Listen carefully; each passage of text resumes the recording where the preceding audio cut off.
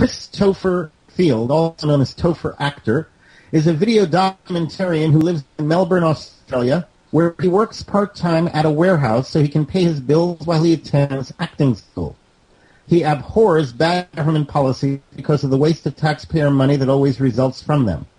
He produced his first documentary in 2009, which addressed Melbourne's water situation. This was his attempt to make people aware of how billions were being spent on the problem with no resolution in sight. Sound familiar, folks? Topher has produced several documentaries, including the brilliant The Little Government That Could, which is what prompted me to invite him to join us today. Chris Topher Field, welcome to the Global Freedom Report. Brent, how are you? Doing very well, Brent. Thank you for having me.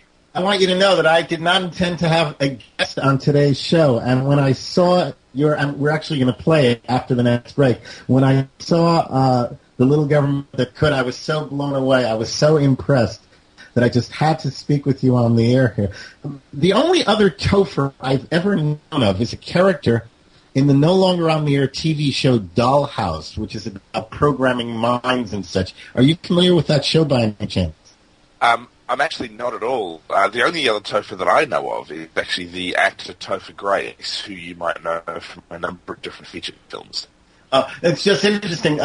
Dollhouse was all about this technology that programmed people's minds with alternative personalities, and Topher happened to be the brilliant technician who invented the process. Well, I assure you there's no connection as flattering as that might be. Where did you develop your attitude concerning bad government policies? Very slowly over a long period of time. I grew up, as anyone does, just doing as I'm told, sit down when you're told to sit down, speak when you're allowed to speak, kind of thing. As time began to pass and I began to grow up a little bit, I began to feel that we were essentially being treated as idiots, not so much by our parents, but by our own government. And at first I tried to put up with that. I tried to be a good little boy, as everyone does. For me, what eventually got me going, what eventually got me fired up enough to start doing something, was, as it is with most humans, when I finally started to feel the effects myself. And for me, that was the drought that we had here in Australia. We had a situation where the water restrictions were so severe that we were not allowed to water any plants. We were on water restrictions every day. We were being bombarded with advertisements by our own government telling us that we could only have a 2.5 or a 3-minute shower, and telling us to put timers in our showers, and telling us all sorts of different things about how we were and were not allowed to use water. Now, the problem was, of course, that there was only so much water in the dams, and so our government was trying to manage a lack of resources and make sure that we didn't get to the point where we actually ran out. That sounds very nice, but the reason we were at risk of running out was actually as a direct result of government inaction in the first place. We shouldn't have been in that situation. We should have actually had plenty of water. There was a drought going. There was a lack of rainfall, but we also hadn't built any new water infrastructure down here in the southeastern corner of Australia for around about 20 years when the drought started, let alone continuing into the drought. We continued to simply build no infrastructure. Well, I'm curious. I'm curious. Did they have like water police checking to see how long you took your shower or something? Not quite. What they did was they established a target, and they said you need to achieve a target of 155 litres per person per day. And that wasn't an enforced target at that point in time, although any time a government does anything like this, there's always that sense of coercion to it. So no, they didn't exactly have people standing outside of your bathroom door timing how long your shower took. Next time. But certainly they were. Next time, exactly. They were looking at how much water you use per person per day, and there was just that sense that, hang on, why are we the ones bending over backwards to fix this problem on your behalf? I want to take a few minutes here, and I want people to hear this actual presentation. So please sit back, and it's about a little over 5 minutes long. This is called The Little Government That Could. You'll find it on YouTube. Sit back and listen. This a bedtime story for my American friends. Once upon a time, I was a newborn government. I was a very small government and not very strong. I had many fathers, but they were very mean and they didn't want me to grow up. They wrote some very strict rules which made it very hard for me to grow up and be like the big governments overseas. But like all little governments, I still dreamed of a day when I would grow up and be big and strong. Well, years slipped by, and whilst I got older, I didn't get much bigger or much stronger. But after enough years had passed, none of my fathers were alive anymore. All of those men who wrote those nasty rules were gone. And I realized a funny thing. Though I was only little, I had now been around longer than anyone alive. And my people began to forget why my fathers wrote those silly rules. And so I, the little government, waited and watched. I knew my chance to grow up would finally come, and if I was patient, my dream of being a big, strong government would finally come true. And as this time passed, my people slept soundly in their beds. Until one day there was trouble. The economy was bad, and some people were going through very hard times. Well, I knew my time had come. I knew exactly what to do. I'll look after you, I said. I'll get everything under control. All you have to do is let me get a little bit bigger and a little bit stronger and break those rules just a little bit. I promise I'll look after you. And my people thought about it, and for as long as any of them could remember, their little government had been very obedient and caused very little trouble at all, and they were much nicer people than my fathers were, and so of course they said, yes, we will let you get a little bit bigger and a little bit stronger and break those rules just a little bit. And you'll look after us and keep everything under control. So I grew, a little bit bigger and a little bit stronger, and I felt better. And my people felt better too. They were most very happy, and they went back to sleep and slept soundly in their beds. Well, from then on, whenever there was trouble, every time someone needed help, I would spring into action. I can help. Let me save you from your trouble. I will get everything back under control. And every time I helped, of course, I got a little bit bigger and a little bit stronger and a little bit happier. And those awful rules which my fathers wrote way back when I was born, they were almost forgotten. Well, soon I'd become as big and as strong as the governments overseas, which my silly fathers ran away from all those years ago, but no one seemed to mind. So I kept growing, bigger and stronger, and, well, my people, they seemed happy. They kept sleeping. And soon I was so big and so strong, I was able to do anything. Whatever you needed, I could provide. If you were in danger, I could protect you, even if that meant protecting you from yourself. No matter what the situation, I'm there for you. No job too big or too small. Well, of course, it isn't easy to look after everyone all at once, so to make things easier, I had to divide people into groups, and the cost of some groups had to be paid by other groups, and there were some groups that I liked, and there were other groups that... Well, anyway, there were a few very special groups that helped me to look after the people, and some even helped me to grow bigger and stronger, and I like those groups very much. They're my friends. And for a very long time, my people slept soundly in their beds, secure in the knowledge that their big and strong government had everything under control. But some of my people didn't appreciate all of the good things that I was doing for them. Some of these ungrateful people began to suggest that I'd become too big and should be made small again, that those old forgotten rules should be applied once again. They wanted to turn me back into that little, weak government that I used to be. See, I understand something that these ungrateful people do not. They can't live without me. They need me, even if they don't know it. Well, I did what I had to do. I have to protect myself from these naive people. I have to make them obey me for everyone's sake. But they just don't understand. They refuse to go back to sleep. Well, lately things have been very dangerous for me. Some of these naive, ungrateful people even tried to take me, their government, over and force me to obey those archaic rules. And for a little while, it looked like they might succeed. But I have friends, remember?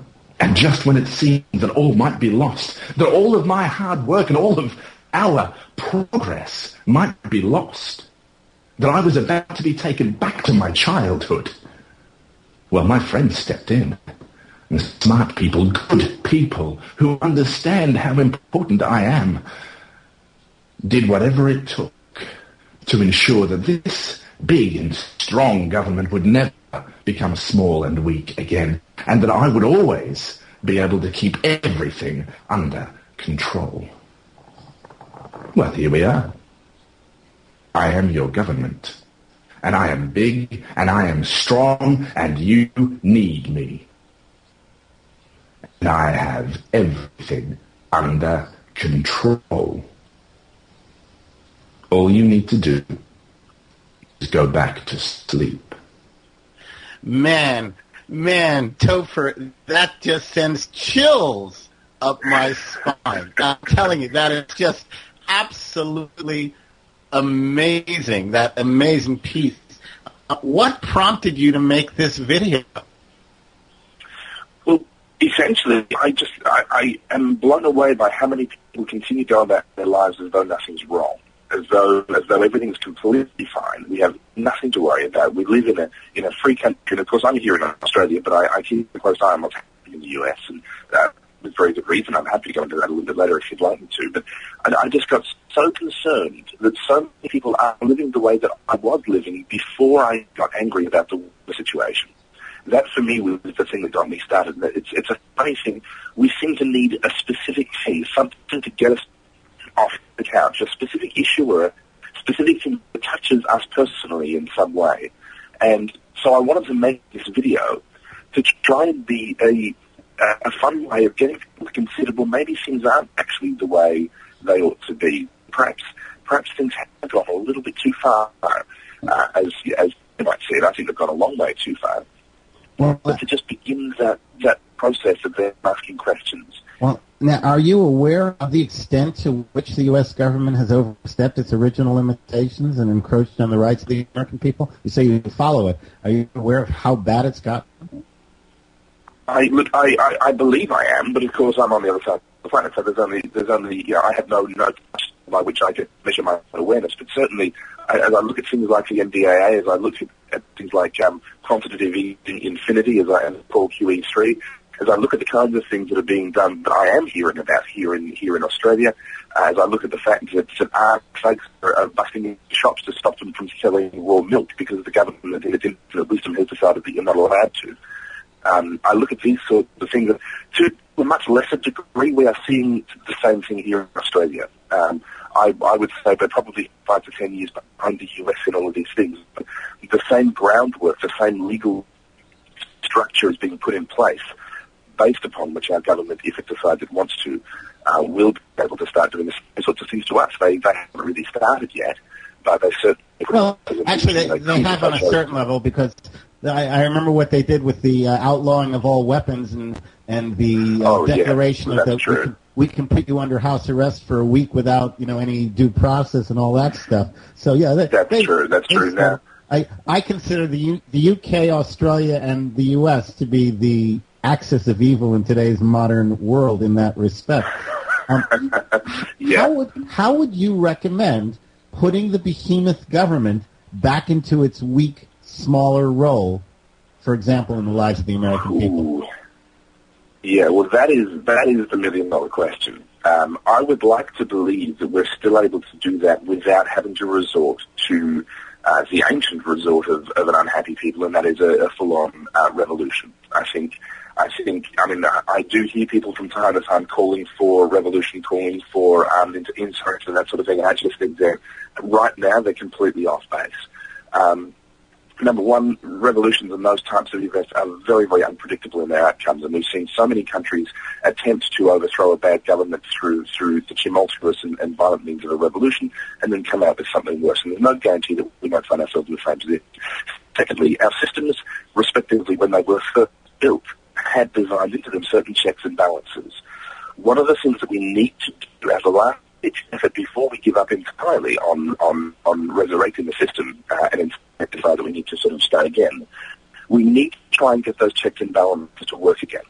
I realize that they're not working at the moment, but I think out of respect for what was designed for us, what we inherited from a few hundred years ago with our respective systems as they were designed to be, I think we need to try and use those checks and balances one last time and try and get the government, or in particular it's the judicial system, if we can get the judicial arm of government to do its job and to actually start reining in, because that's essentially what they were supposed to be able to do, was take the legislation that was given and make, or judge, I should say, legislation that was written and declare some things to be unlawful and some things to be outside of the realms of government. Yes, so but forth. it seems these days the government won't declare anything outside of it. It has no limitation on it.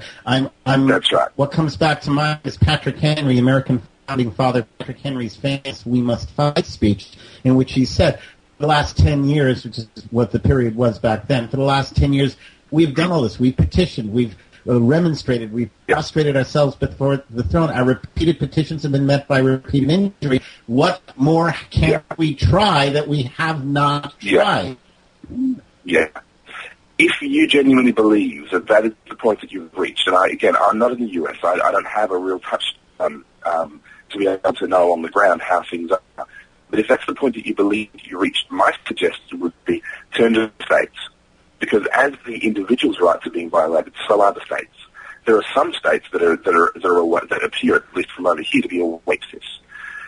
Knowing it alone, becoming another Waco is not going to help anybody. The sorts of actions that could be taken by individuals, unfortunately, the reality of the situation is that the individual, even an individual in the US, you're allowed to be armed. I'm sorry, but you're on your own and you're up against a system, and you're also dealing with an enormous amount of apathy from an enormous percentage of the population. There isn't popular anger yet. There's a significant percentage that are awake. There is a significant percentage that are angry, but there isn't the widespread sentiment. I would sincerely recommend against going it alone or doing anything crazy to give you or give the freedom movement a bad name. And believe me, the media will pick up anything they can possibly seize upon and run with it as far as they possibly can. I would suggest go to your state legislatures. The states are being violated every bit as strongly and every bit as egregiously as individuals are right now. And if states can begin to stand up for their rights, then via that vehicle, I believe individuals will be able to stand up for theirs. Yeah, as a matter of fact, in every one of the 50 U.S. states, there have been petitions for secession that have been started in the last few weeks, and some of them have quite a large number of signatures. Texas has over 100,000 signatures already on their petition, and it can be very interesting to see how that develops. Do you see a global trend toward authoritarian governments? And if so, what is the cause of it, and what is the solution to it? Without question, I believe there is a global trend towards totalitarian government. I'm of the view that whilst in some instances and in some areas it may be a deliberate plot, it may be a structured plot that people are working through, I think by and large, one of the things that we need to come to terms with is that totalitarianism is the natural direction or the natural state that any government will take. And it's for very simple reasons. Think about a democratic system. We get to choose from people who essentially put themselves forward for election. And that's true of Australia, where we're electing our own representatives, and our representatives go on to elect their own prime minister from among their number. And it's also true of the US system, where you elect your local representatives, but you also then directly elect your president. You're picking from a bunch of people who have put themselves forward and said, hey, I would like that job. Now, why would somebody do that? It's a very, very simple question, but it's very, very profound. And what kind of person would do that? Would the kind of person who would put themselves forward for a role in government be the kind of person who believes that government is the problem, that it needs to be made smaller and gotten out of people's lives? Or is it more likely to be someone who believes that government is the solution? That by using the government as a vehicle that they can fix all of the problems? Well, of course, it's much more likely to be the latter. And so as a result, we have this natural tendency for governments to be populated by people who believe in government. Why else would you work there? Why would you become a bureaucrat or a politician if you didn't believe that governments were the solutions to everyone's problems? And that is the problem. We now have every time there's a problem. If that's the problem, now what is the solution? Well, Well, firstly, we need to draw clear limits around the actual jurisdiction of government. You see, it's one thing to have a politician who says, well, I want to fix problem X, Y, and Z. It's another thing to stand by while they write the legislation that invades our personal space and our personal rights in order to fix that problem. So I don't have a problem with the people who are in government here in Australia at the moment. I think they're incompetent. I think they're very, very wasteful. But I don't think that they have evil intentions. But what we need to do is box them back in to the areas of jurisdiction that are delegated to them under the Constitution. Because if they were operating within those areas, if they were stuck within that level of jurisdiction, they wouldn't be able to do much damage. It wouldn't be that much of a big deal which party was actually in power if the government was kept small enough to fit within the box that we the people designed for it in the first place. The problem starts when you have these kinds of people who are in charge of a government that can get away with doing whatever it wants, and that's where we are today. Have you ever read Plato's Republic? No, I've not, actually. Because actually you're speaking what Plato said, which is in the ideal state, he postulated that you need to have people who don't want the power of government. Yeah. You need to have people whose values are such that they're not drawn to be leaders because of the power they wield. And that's very much what you're saying there. In general, if people have to choose between in your opinion, if people have to choose between personal freedom and the convenience of technology, iPads, iPods, iPhones, which do you think they would choose?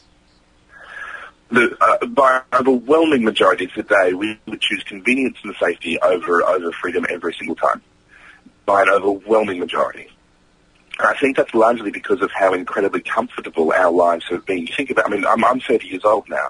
My generation has barely seen a genuine crisis. There are obviously parts of the world that have seen some very serious crises, but in the US and Australia and the UK and much of Europe, we've seen a couple of economic ups and downs, but really think about it, we've seen nothing. From a historical perspective, we've seen nothing in terms of suffering, in terms of real hardship, in terms of actually having to push through and fight for something and get something for ourselves. And that's bred, of course, predictably, it's bred a generation of that. It's bred a generation of people who want everything for free. That needs to be broken. That attitude that my generation has, that the world owes us something, that we can get something free, needs to be broken, because that's actually what's at the root cause of people being so quick and so willing to bow to an all-powerful, all-providing, all-knowing government, essentially putting government in the place of God. They've rejected God, and so now we've got to find something to fill the void. Hey, let's have an all-powerful government to put in its place. Yeah, really. That's really a sharp-edged sword. Do you have any we're almost out of time. Do you have any documentaries in the planning and production stages? And if so, when are they going to come out? Yeah, well, if you go to a website, forbiddenhistory.com, you'll find the first of a trilogy is already up there. It's called The Forbidden History of Unpopular People, and that's all about free speech. The second one, which is all about taxation, I filmed actually just last week, and I'm in the post-production and editing now. And then I've got a sequel of that trilogy, The Forbidden History of Gargantuan Government, and that's all about democracy and the fact that governments have killed more of their own people. I've got to stop you. I have a hard break here, but let me get off the website. First off, www.topher, that's Topher, topher.com.au. Also, www.forbiddenhistory.com. Man, you're doing great work. I hope to see you again and talk with you again soon. Thanks so much for being with us. Thank you so much for your time.